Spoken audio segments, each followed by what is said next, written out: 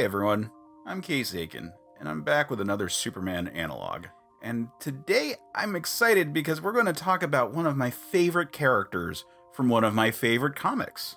And that is Mimic from Exiles, a series that I like to think of as sliders with superheroes. Mimic was an X-Men antagonist who in the 616 reality was an asshole that the others just couldn't stand to be around.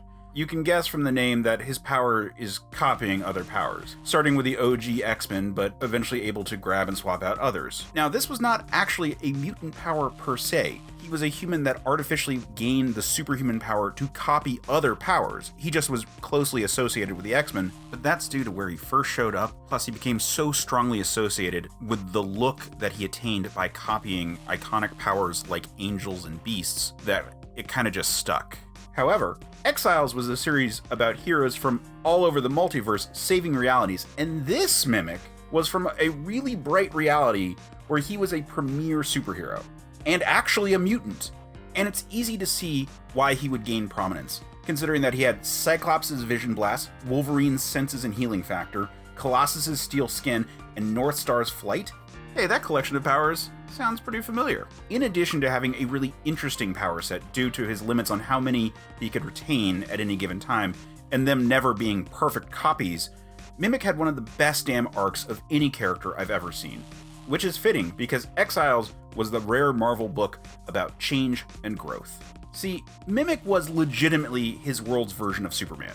He lived on a good world where heroes rose to the highest heights. But over the run, he was forced to encounter friend after friend that had taken the darkest path possible, and he often had to deal with them decisively. And this took a toll. At first, he was second in command to the Blink from Age of Apocalypse. They developed a relationship, and she grounded him. But when she left the team, he got bumped up to leader and had to make many hard choices. Eventually, he was taken over by the Brood, resulting in teammates dying and general carnage ensuing. This nearly destroyed him emotionally. He renounced lethal strategies and tried to lead others on this path, even redeeming an evil version of himself. I would argue that he became a symbol of the Reconstruction movement in comics, having gone the grim dark path and then was reforged as a true hero. Unfortunately, this is Exiles, and no one was safe. Mimic got into a fight that left him at death's door against a twisted version of Hyperion, another Superman analog, who I guess I should probably talk about. With Mimic so badly wounded, he was vulnerable to a version of Proteus possessing him first, and then ultimately draining his body completely to die. Mimic to me represents the best examples of the creativity writers can employ with an established property. A character from the Kirby era of X-Men given new life and new purpose, and used as a commentary on the medium of comic books in general. Now, as far as costumes go, they also follow the style of the character. He starts off with a very generic superhero costume, then moves on to something more akin to streetwear during his dark period, before settling on a more detailed, modern X-Men style outfit. Exiles was a property I absolutely enjoyed.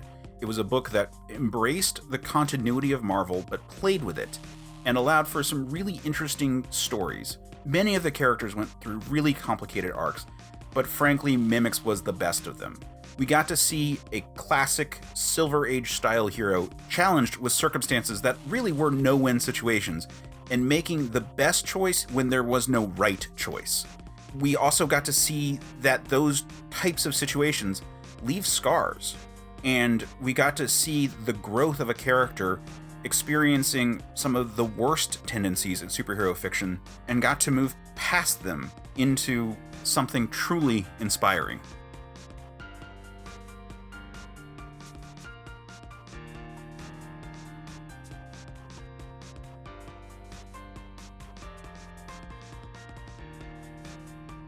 This video series started off as an ongoing series of Twitter threads cataloging the various Superman analogs that came to my brain space meat thing. There's a link in the description below.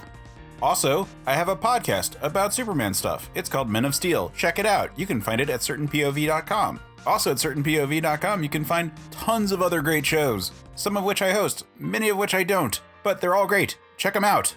Also do the YouTube stuff, like, subscribe, yada, yada, yada. Do it all. Do the things. Talk to you later.